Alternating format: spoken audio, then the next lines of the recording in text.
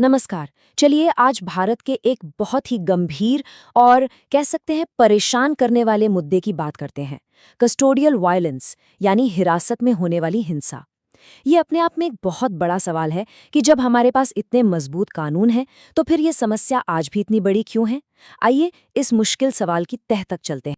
जरा इस नंबर पे गौर कीजिए, 1500 से भी ज्यादा। ये कोई छोटा मोटा नंबर नहीं है। एनएचआरसी यानी राष्ट्रीय मानवाधिकार आयोग के हिसाब से भारत में हर साल हिरासत में इतनी मौतें होती हैं। ये सिर्फ एक आंकड़ा नहीं बल्कि एक बहुत ही गंभीर चेतावनी है जो हमें बताती है कि ये समस्या कितनी गहरी है। तो इस पूरे मुद्दे को हम कैसे समझेंगे? देखिए, हम इसे 5 हिस्सों में देखेंगे। सबसे पहले उस विरोधाभास को समझेंगे जो हमारे सामने है। फिर जानेंगे कि कानून क्या कहता है और असल में होता क्या है। इसके बाद हम ये जानने की कोशिश करेंगे कि हमारा सिस्टम फेल क्यों होता है और आखिर में समाधान क्या हो सकते हैं, इस पर भी बात करेंगे। तो चलिए शुरू करते हैं पहले हिस्से से, एक गंभीर विरोधाभास।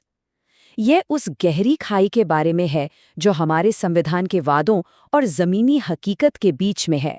सबसे पहले ये समझना जरूरी है कि जब हम कस्टोडियल टॉर्चर या हिरासत में यातना की बात करते हैं तो इसका मतलब क्या है। सीधा सा मतलब है जब कोई व्यक्ति अधिकारियों की हिरासत में है और उसके साथ शारीरिक या मानसिक तौर पर बुरा बर्ताव किया जाता है, अक्सर जुर्म कबूल करवाने के लिए या बिना किसी ट्रायल के सजा देने के लिए। और यही है वो विरोधाभास जिसकी हम बात कर रहे हैं। एक तरफ देखिए हमारा संविधान है जिसका आर्टिकल 21 हर नागरिक को जीने का और सम्मान के साथ जीने का अधिकार देता है, और दूसरी तरफ है कड़वी सच्चाई जहां हिंसा और टॉर्चर को इन्वेस्टिगेशन का एक टूल, एक हथियार बना लिया गया है जो पूरी कानूनी प्रक्रिया को ही ताक पर रख देता है। अच्छा, अब आते हैं दूसरे हिस्से पर। ये देखते हैं कि हमारा कानून कागज पर क्या कहता है।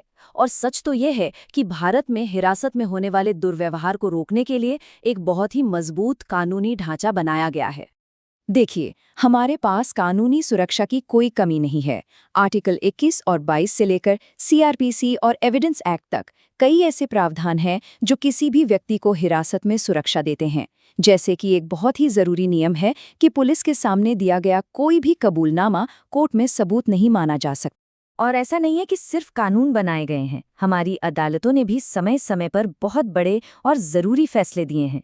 डी.के. बसु केस में गिरफ्तारी के लिए गाइडलाइंस तय की गईं, तो नीलाब्ती बेहरा केस में सरकार की जवाबदेही तय हुई। तो सवाल फिर वहीं आकर खड़ा हो जाता है, इतने सारे कानून और इतने बड़े बड़े अदालती फैसलों के बाद भी ये समस्या जस की तस क्यों है? तो अब कानूनों और अदालती फैसलों की दुनिया से निकलकर जमीनी हकीकत पर आते हैं।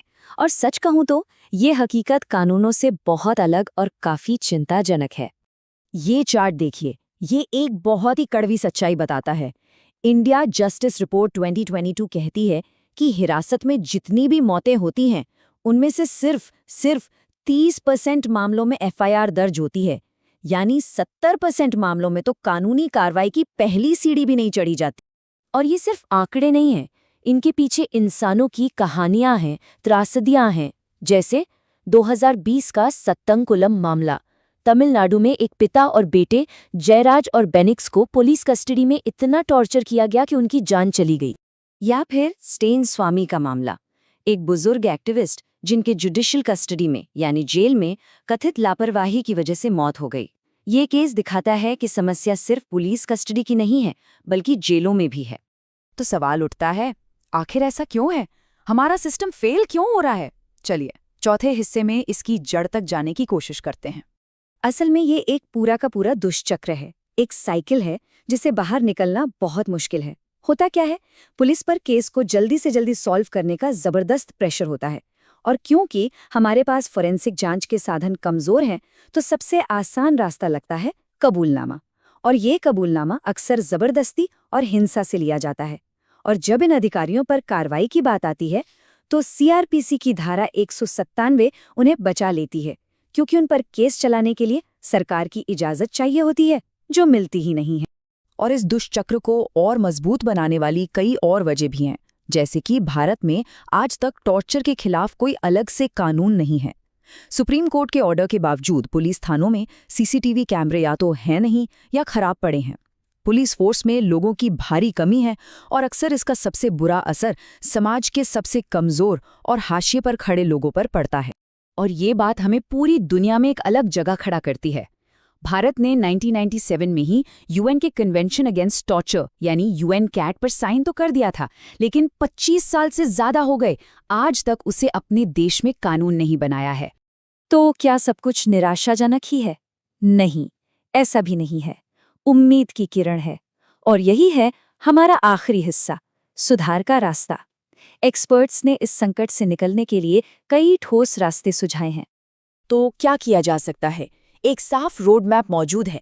सबसे पहले टॉर्चर के खिलाफ एक सख्त और अलग कानून बनाना, जांच के लिए स्वतंत्र संस्थाएं बनाना, पुलिस रिफॉर्म्स को ईमानदारी से लागू करना, टेक्नोलॉजी यानी सीसीटीवी कैमरों का सही इस्तेमाल सुनिश्चित करना और सबसे ज़रूरी यूएन के एंटी टॉर्चर कन्वेंशन को भारत में लागू करना।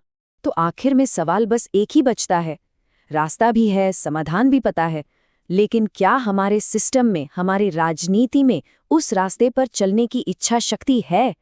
क्योंकि इसी एक सवाल के जवाब पर भारत में न्याय और मानवाधिकारों का भविष्य टिका है।